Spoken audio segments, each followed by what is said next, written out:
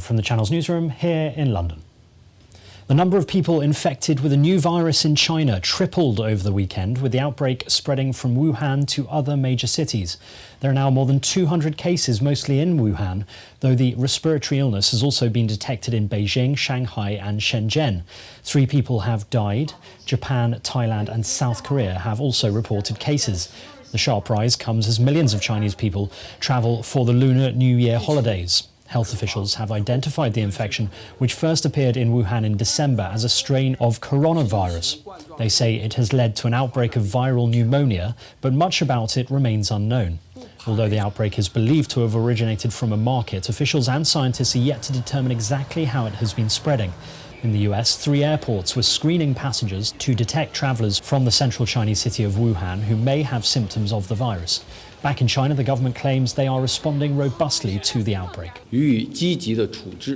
China has adopted a serious, careful and professional attitude since the beginning of the epidemic.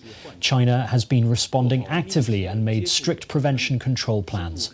China has also done all it can to treat the patients and has well managed those who have been in close contact with the patients.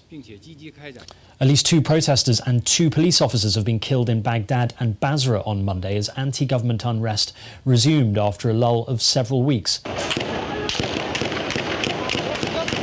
Dozens of Iraqi activists have also been wounded during clashes with security forces as anti-government unrest resumes.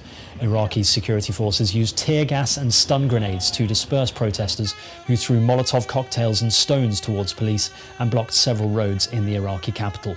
Demonstrators say Prime Minister Adel Abdul Mahdi has not fulfilled promises, including naming a new government acceptable to Iraqis. 2 people, including the suspected gunman, have died and up to 15 people have been injured after a shooting outside a nightclub in Kansas City in Missouri. We can't get anywhere. Footage posted online shows flashing lights from police vehicles as they shut down the area to passing traffic. Meanwhile, another nightclub shooting in San Antonio in Texas left 2 dead and 5 others hurt on Sunday when an argument inside a club escalated into a gunfight. At the location is a bar. There's a line to get in, and the suspect showed up and started shooting into the line of people. We don't know what precipitated all of that.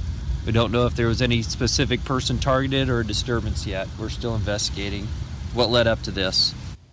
The Duke of Sussex has said he is taking a leap of faith in stepping back from being a senior royal, saying there really was no other option. Earlier on Monday, Prince Harry attended a summit for leaders of 21 African countries. In a speech the day before, he said he and Meghan had hoped to continue serving the Queen, but without public funding. Unfortunately, that wasn't possible, he said. Venezuela's opposition leader Juan Guaido has travelled to Colombia for a counter-terrorism meeting, the second time he's defied a travel ban imposed by the pro-government Supreme Court. Mr. Guaido was received by the Colombian president with full presidential honours.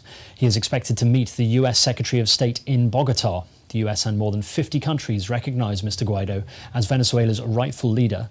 President Nicolas Maduro accuses the US of orchestrating a coup to oust him. China has announced it will ban single-use plastic bags and other items. The world's second biggest economy is stepping up restrictions on the production, sale and use of single-use plastic products as it seeks to tackle one of the country's biggest environmental problems. The National Development and Reform Commission and the Ministry of Ecology and Environment, which issued the new policy, said plastic bags will be banned in all of China's major cities by the end of 2020 and banned in all cities and towns in 2022.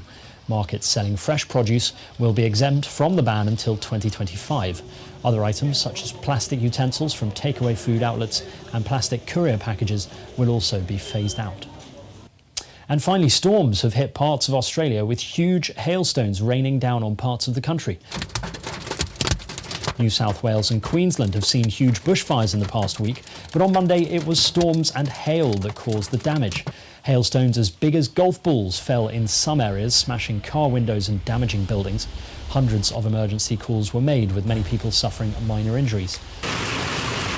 There were heavy downfalls in parts of Victoria, New South Wales and Queensland, with a hailstorm also hitting Melbourne on Sunday. However, the bushfire crisis continues in the country. Despite the much-needed wet weather, more than 80 fires were still burning across New South Wales and Victoria on Monday. And that's your international news around the world in 5 minutes.